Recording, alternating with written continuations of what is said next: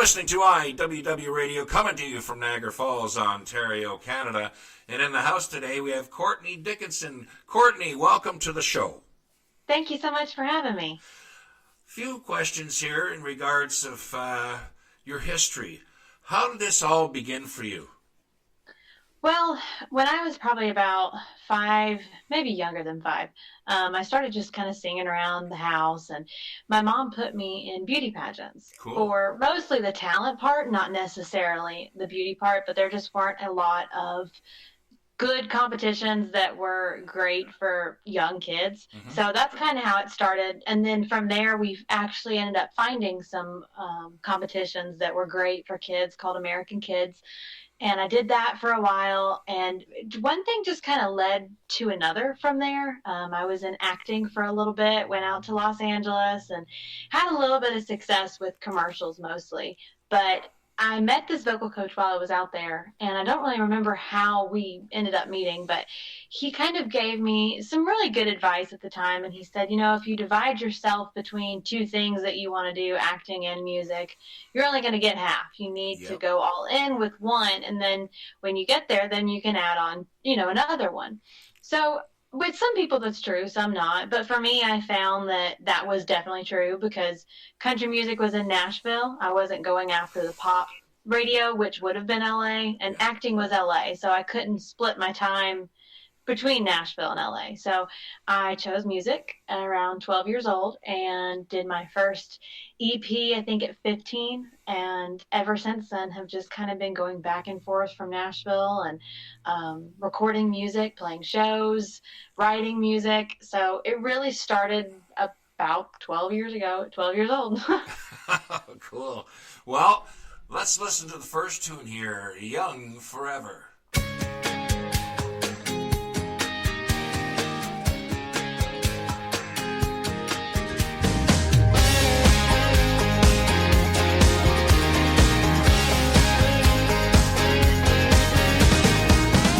I should probably get going right about now. Take the keys to my car and just peace out. You and this night are better than I imagined. I knew your eyes could be such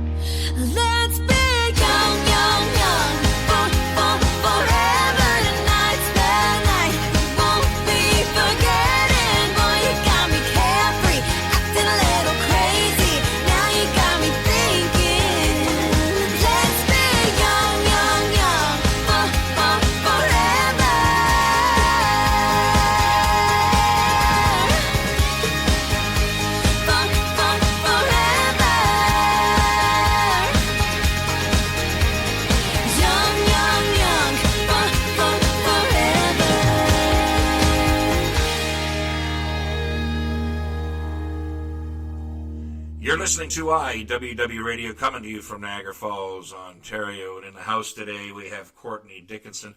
Courtney, Young Forever, how was that born? Well, Young Forever was written a while ago. It was with a good friend of mine, and he had brought in another girl who I had known from like when I was younger. We had been in the same kind of competition circle type thing. And, that was just one that I was at a place in my life where it was kind of carefree. There wasn't a lot of responsibility. And it was perfect for that time in my life because it was just, let's keep this young forever. I mean, it's great. This is such every person you talk to, most of their good stories and funny stories about times where everyone laughs is usually from that time period when you're carefree and everyone wants to stay in that, not necessarily forever, but just in that mindset. And that's kind of what this song was about, just staying in that mindset. Well, I'll tell you, that's my mindset every day when I wake up. It's a good mindset. Oh, yes, young forever, here we come. I let my days unfold. That's what I do now. They unfold. It's not something I've got a checklist, I got to do this, I got to do that. No, it's pretty straightforward. Okay, let's move on to the next one, Freedom.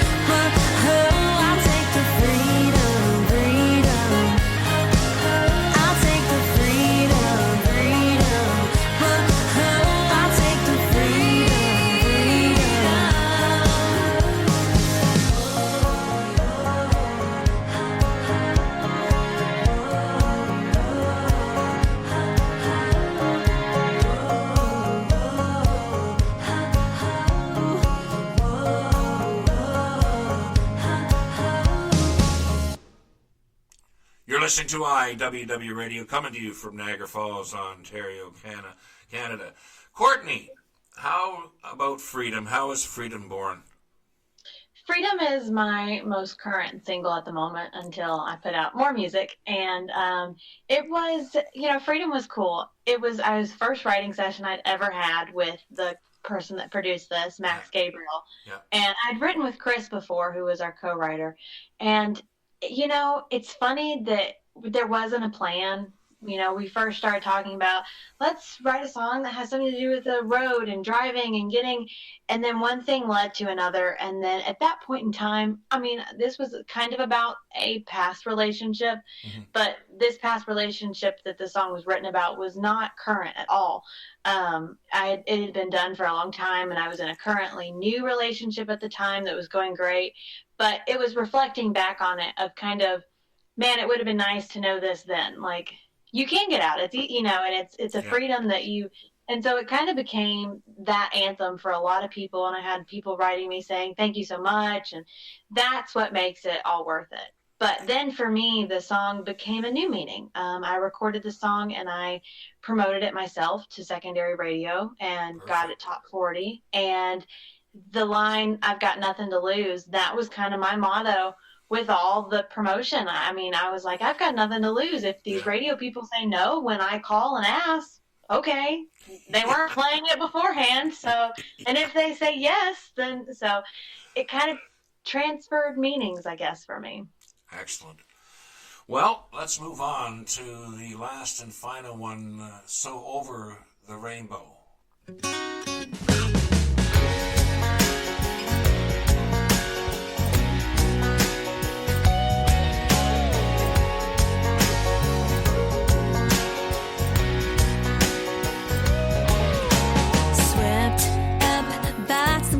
Twister, turn me round and round. Let me tell you, mister, landed in a strange place. Funny little people, witches out to get me. Everybody's skipping down the yellow brick road to see the big man. The man behind the curtain, he's just a scam. Well, busting my buttons, something ain't right. His ruby slippers are getting real tight. Oh, I'm so over the rainbow. The end's too thin when the bluebirds fly. Take me barefoot now, go back to my dirt road. 'Cause I want something that's real.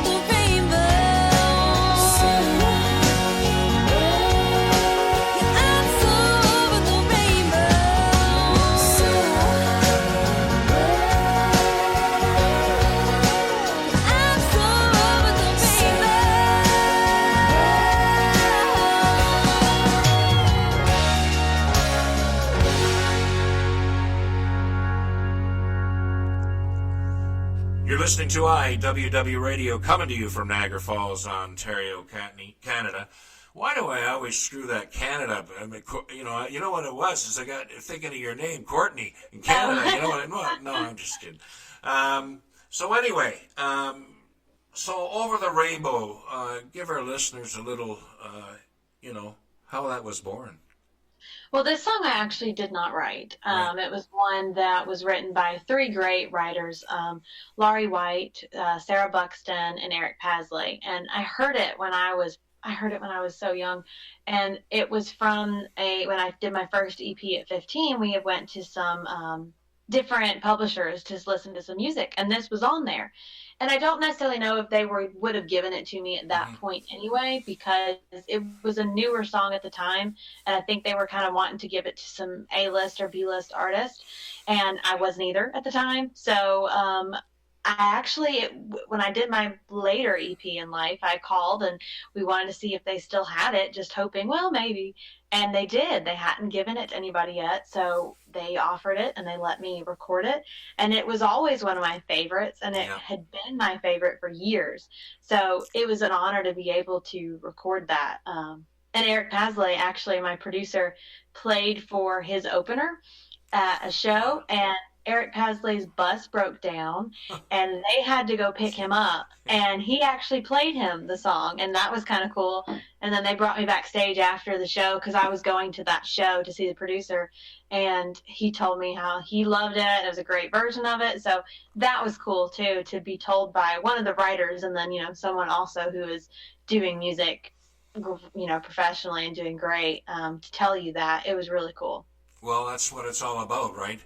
Is seizing that moment that really comes, out, can we say, and sometimes it's, happy mistakes too, it's not all doom and gloom, but, it's how you look at it, and you looked at it, as a different way of things, and it happened for you. And you know what? That's happened for me in the past, here I was 16 years old. Didn't really know what I wanted to do. Next thing I know, I'm co-writing a song, and it went to air on CTV, which is a television network in Canada, show called Live It Up, and I got paid royalties for 23 years. Oh, wow. And it was just something back then. I was 16 years old. I had, people say you had success early. Yes, I did. Right. And it took me a while to, in my mind was that when's the next one? But that didn't happen until, my first gold in May of 2016. So it took all that time to come back, but I came back with, with a little bit of power, can we say. Right. So it was a lot of work, that album was 8 years in the making. The one that finally went platinum, and there was a lot of hard work, a lot of hard times put into that. But anyway, in regards of Courtney Dickinson here, Courtney, what are your websites, and where can they purchase your CD and merch? Well, my website is CourtneyDickinson.com, which is Dickinson. But if you spell it wrong, people have done it so many times, Google recognizes it now. So, but it has links to everything.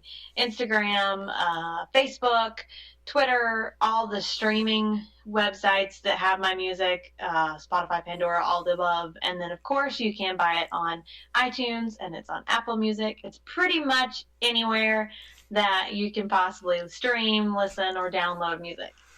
That's perfect. And where are you playing these days? I have a show on February 14th, actually, here in Georgia, Cool. where I'm from, and it's in a town called Rome, Georgia, at Rome City Brewing, and we're going to do a fun little, actually, it's not little or short, we're going to be playing for probably about 9 till close, so we're going to have a fun time and have hopefully a lot of people there and hang out with us. All right. Well, I want to thank you for being on the show today, Courtney. Yes, thank you so much for having me. I wish you all the best. You've been listening to IWW Radio, coming to you from Niagara Falls, Ontario. Have a great day.